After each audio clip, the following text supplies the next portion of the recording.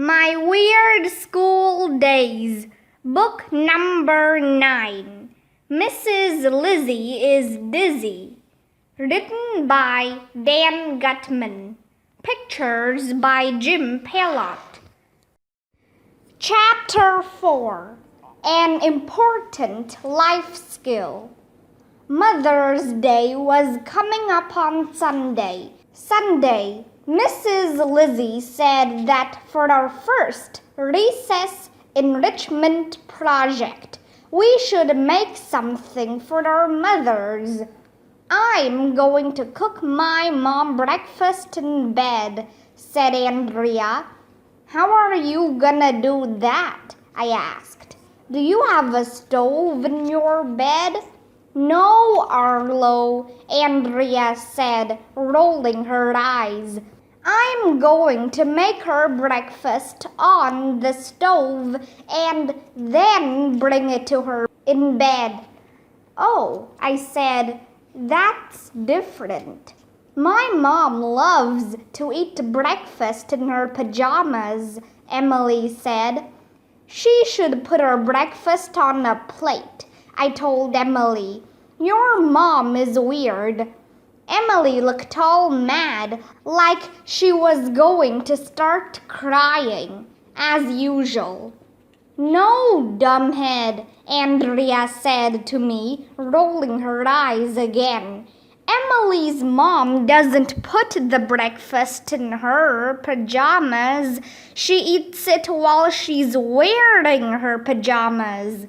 I knew that. I just like yanking Andrea's and Emily's chains. Mothers like it when you make them a gift for Mother's Day, Mrs. Lizzy told us. Today I'm going to teach you how to make the perfect Mother's Day gift. What's the perfect Mother's Day gift? Asked Ryan. A balloon animal, said Mrs. Lizzy. She pulled a long red balloon out of her pocket and blew it up. Then she tied the end and twisted the balloon every which way. It was really squeaky. The next thing we knew, the balloon animal was finished. See, Mrs. Lizzy said. It's a little doggy. Here, I'll show you kids how to make one. Mrs. Lizzy's balloon dog was cool. It really looked like a dog. She pulled more balloons out of her pocket and gave one to each of us. Is it really important for children to learn how to make balloon animals? Asked Andrea. Maybe we should use the recess enrichment program to improve our reading, writing, and math skills. Can you possibly be more boring? I asked Andrea. What is our problem? Reading, writing, and math are way overrated, and balloon animals are cool. Think of it this way, Andrea, said Mrs. Lizzy. When you grow up, you'll probably go on a job interview one day. What would happen if you were on a job interview and they asked you to make a balloon animal? If you had never learned how to do that as a child, you wouldn't get the job. That would be a shame. Unemployment is a big problem in our country. That's why it's so important for kids to learn how to make balloon animals. Yeah, in her face. I love it when Andrea's wrong. And imagine if all the bad people in the world made balloon animals instead of committing crimes and hurting people, Mrs. Lizzy told us. The world would be a much better place, don't you think? Mrs. Lizzy made sense. I liked her a lot. She also made great balloon animals. We all blew up her balloons and twisted them every which way. I worked my way through college by making balloon animals, Mrs. Lizzy told us. I graduated with a degree in balloon animal construction. College must have been a lot cheaper in those days, I said. Some kids from the other classes gathered around to watch us make balloon animals. It was cool. Maybe the recess enrichment program wasn't such a bad idea after all. Chapter 5 Crazy Clothes Day. Tuesday was Crazy Clothes Day. I wore my dad's pinstriped shirt, a red bow tie, soccer shorts, mittens, and knee pads. Knee pads are cool because you can flop down on your knees and it doesn't hurt. AJ, Ryan said when he saw me come into our classroom. Those are the craziest clothes I ever saw.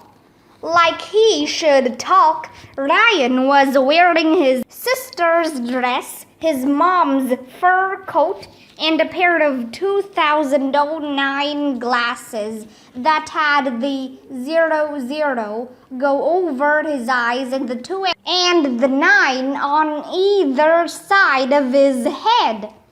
Everybody was wearing crazy clothes.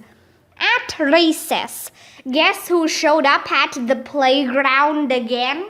Mrs. Lizzy, of course. She was wearing a black plastic trash bag with holes cut out for her arms and legs, and she was carrying a bucket. "Hi, kids," she said when she saw us. "Hi, Mrs. Lizzy," we all yelled. "Did you dress like that because it's Crazy Clothes Day?" asked Andrea.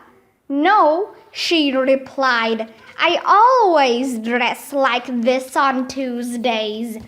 That was weird.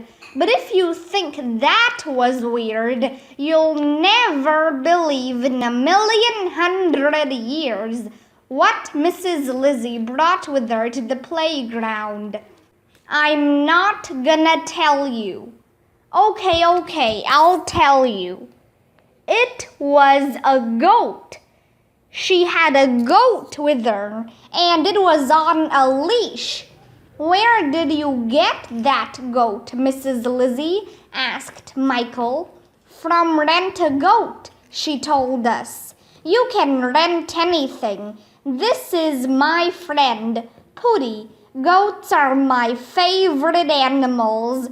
Do you kids have pets at home?"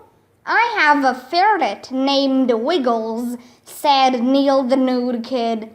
Last year, on President's Day, Neil brought Wiggles to school. Wiggles escaped from his cage, got lost, climbed onto Emily's head, and was elected president of the school. That was weird. "I have a dog and some fish," I said. "It's my job to feed the fish. But one time, a fish jumped out of the tank and my dog ate it. That night, my mom asked me if I fed the fish, and I told her that I fed the fish to the dog. I wasn't too upset when my dog ate my fish, because at least my fish didn't eat my dog. That would have been weird." Everybody laughed, even though I didn't say anything funny. Well, today for recess enrichment, we're going to learn another important life skill, Mrs. Lizzy told us. "I'm going to teach you how to milk Pooty the goat." "What?" "Nay," said Pooty. "Milk comes out of goats?" I asked. "I thought milk came out of cows." "It comes out of goats too, Arlo," said Andrea.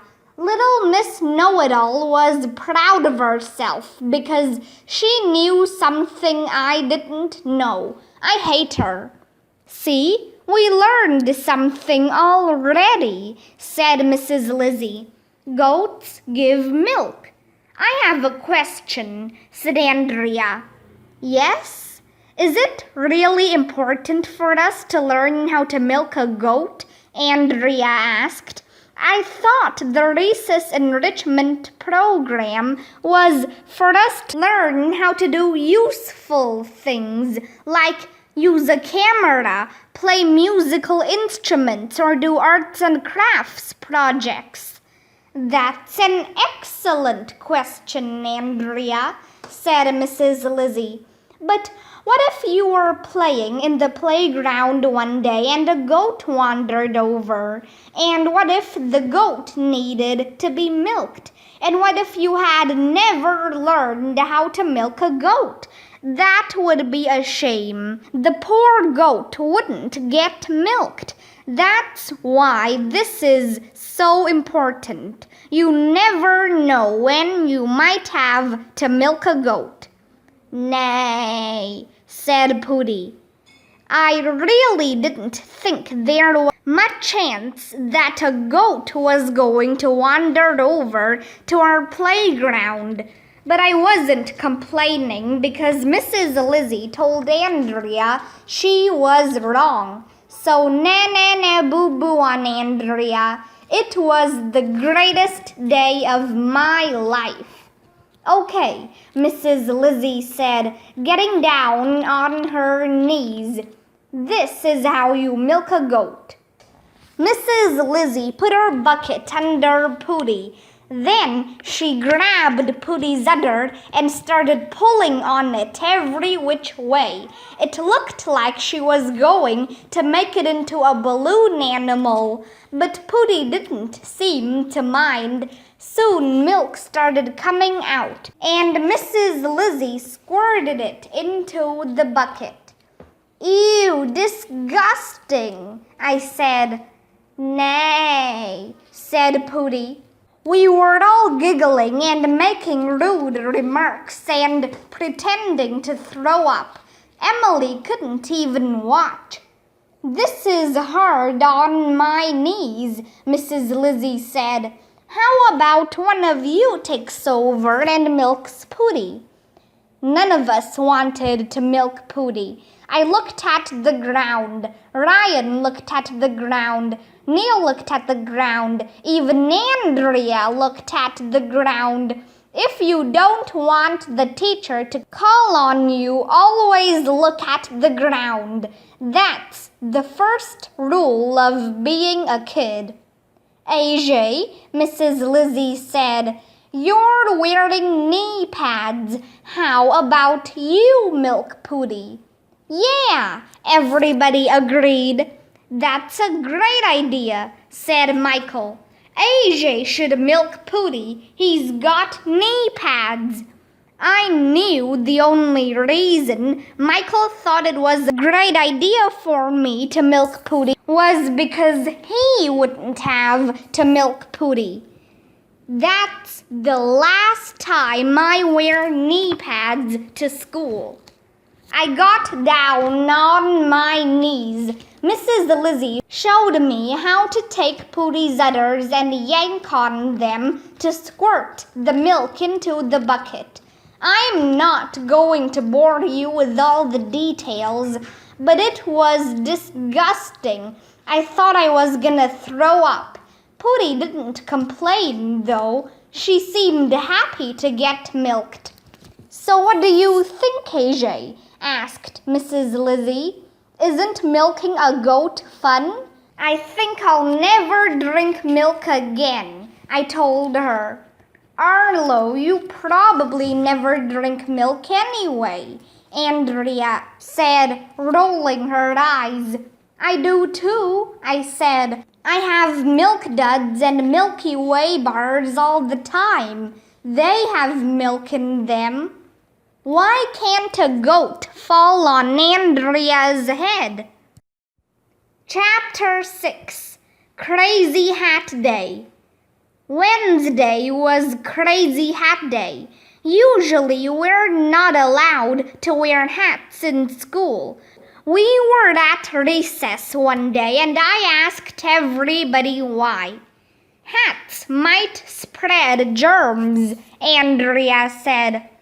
Maybe the teachers are afraid we would hide stuff in our hats, said Ryan. Like what? Asked Michael. Like a mouse, said Neil. Who's gonna hide a mouse in their hat? I asked.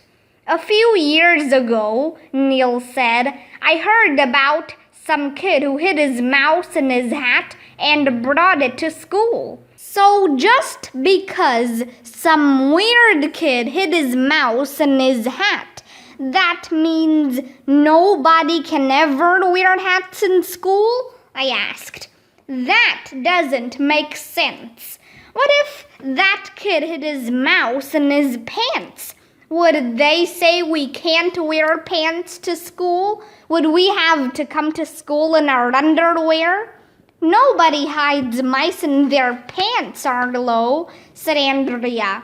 Well, nobody hides them in their hat either, I told her. Anyway, for Crazy Hat Day, I wore a hat with a little propeller on the top. Michael wore his football helmet. Ryan wore a pirate hat. Neil the nude kid wore an army helmet with leaves attached to it.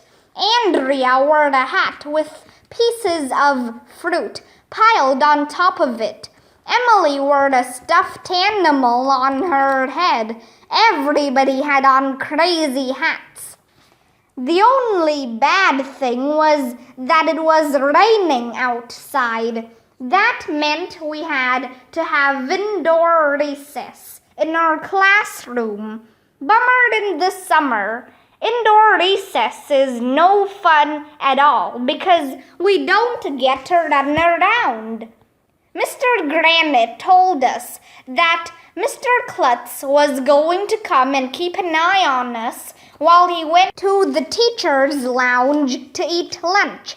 He said we should be on our best behavior while he was gone. So as soon as he left the room, Ryan and I got up and shook our butts at the class.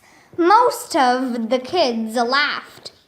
My friend Billy, who lives around the corner, told me that the teacher's lounge is a secret, magical world where the teachers play pin the tail on the donkey and swim in hot tubs and watch big screen TVs. But when I went in there once, the teachers were just sitting around eating lunch.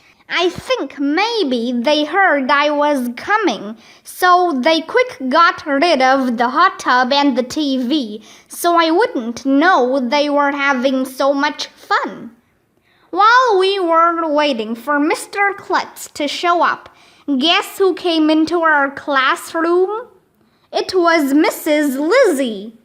She was holding an accordion and wearing one of those green Robin Hood hats with the feather sticking out of the top. Hi, boys and girls, she said. Hi, Mrs. Lizzy. Did you wear that for Crazy Hat Day? Asked Emily. No, she said. I always wear this hat on Wednesdays.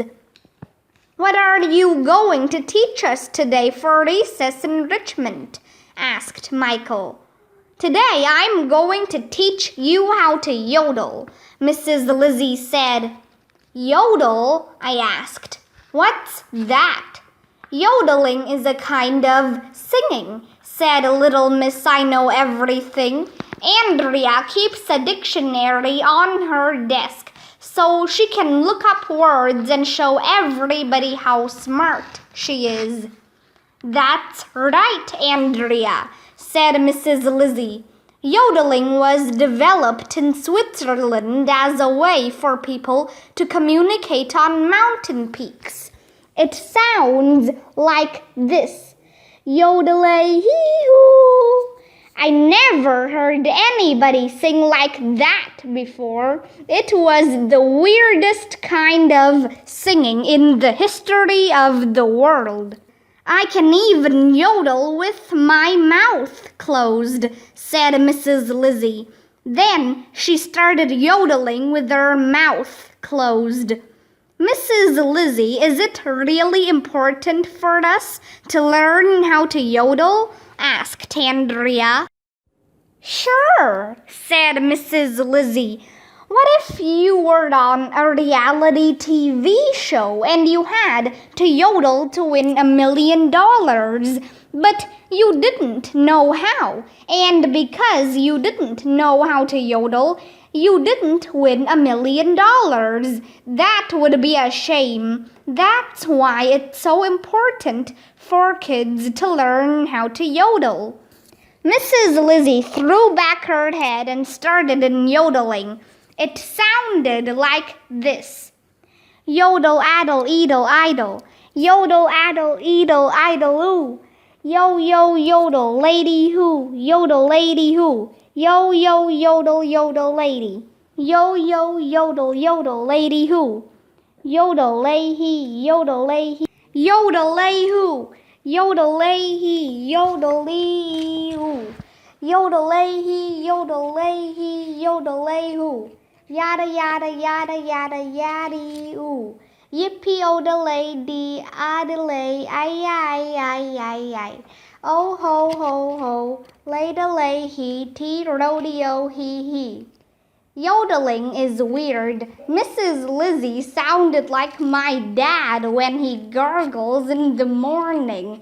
We were all giggling and poking each other with our elbows so we wouldn't laugh.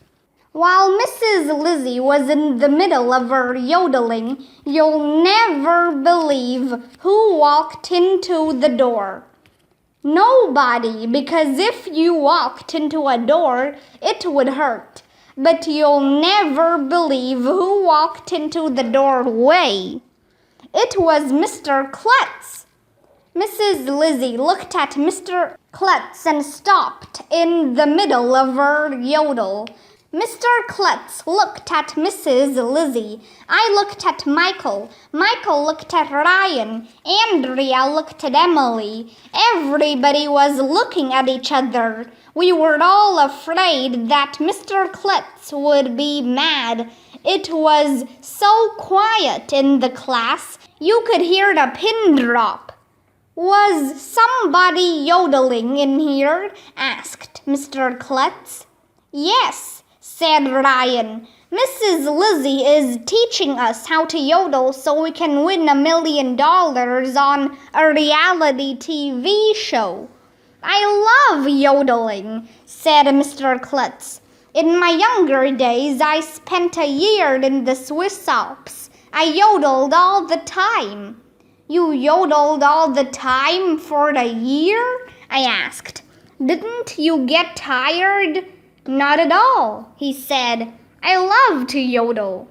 And then he started yodeling. Yodel, addle, edel, idle. Yodel, addle, edel, idle. Yodel, addle, edel, idle, ooh. Yo, yo, yodel, lady who. Yodel, lady who. Yodel, lady who. Yodel, lady who. Mr. Klutz started dancing around, clapping his hands and slapping his knees while he yodeled. We all got up and started dancing around, yodeling, clapping our hands and slapping our knees. Then Mrs. Lizzy joined in, yodeling, dancing, clapping, and slapping her knees. Then she started hitting Mr. Klutz's head like it was a bongo drum while she yodeled. It was a real Kodak moment. Does stuff like that happen at your school?